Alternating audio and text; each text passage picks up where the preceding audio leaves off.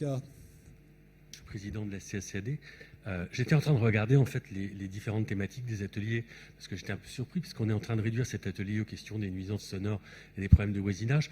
Je voudrais simplement vous dire qu'on en a débattu pendant près de 2 heures cet après-midi et qu'on a probablement, je dirais, trouvé un certain nombre de pistes qui répondent assez bien à toutes les problématiques qui ont été évoquées ce soir. Mais revenir ce soir sur cette problématique-là, c'est réouvrir quelque chose qui a déjà fait l'objet d'une grande réunion. Je crois que le thème de ce soir, c'était quelle évolution profonde des nuits festives.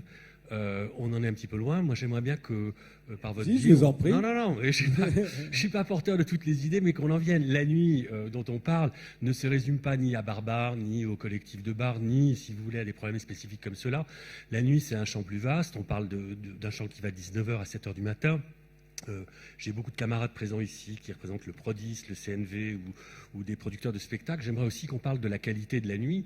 Et vous disiez en préambule, est-ce que la nuit se meurt ou est-ce qu'elle est vraiment effectivement en train de tomber en digodouille? Moi, je vous réponds qu'on a une des plus belles nuits sur le spectre, 19h, 7h du matin, que les capitales européennes souhaiteraient bien avoir à notre place. On a, à travers tout ce qui peut de la diversité des activités à partir de 19h et encore une fois jusqu'à 7h du matin, est absolument génial. On nous envie la French Touch, on nous envie des DJ, on nous envie tous les salles, tous les concerts qui se passent dans la première partie.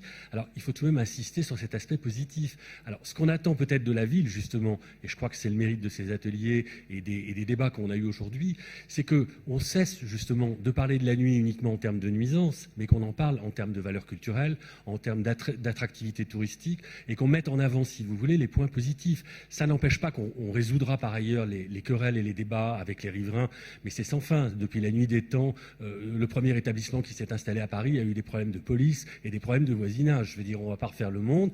Il faut trouver des solutions, il faut pactiser, on va le faire. Mais enfin, quand on regarde Londres, quand on se balade à Barcelone, dont je viens, ils ont les problèmes similaires. Alors inspirons-nous peut-être effectivement de ce qui est fait à droite et à gauche, profitons des expériences. Et puis, on a la chance tout de même aujourd'hui d'avoir une préfecture de police et une mairie qui est à notre écoute.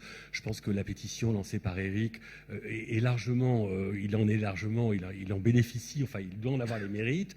Mais la nuit, encore une fois, elle est géniale sur Paris. Je veux dire. Et d'ailleurs, les sondages disent que 9 habitants de l'agglomération parisienne sur 10 à peu près pensent qu'ils vivent dans une ville très animée. Bien sûr. En tout cas, animée. Alors, élargissons aussi peut-être le champ de la ville. Je crois qu'on a un vrai problème, c'est que Paris intramuros, c'est tout petit.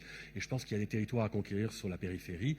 Là aussi, on a une réflexion sans doute avec la région. Je pense qu'il faut aller plus loin pour éviter notamment ces transferts d'une certaine catégorie de clientèle qui viennent de la banlieue et qui ont du mal à rentrer dans nos établissements. Peut-être qu'il faut aller vers la banlieue, il faut ouvrir. On a probablement des espaces, des friches industrielles aujourd'hui dans lesquelles on pourrait essayer d'imaginer pourquoi est-ce que toutes les boîtes de nuit se résument à Paris intramuros. Pourquoi est-ce qu'effectivement, dans les schémas directeurs d'implantation des villes, on ne prévoit pas en périphérie des nouveaux lieux? Nous, on est demandeurs de ce type de choses.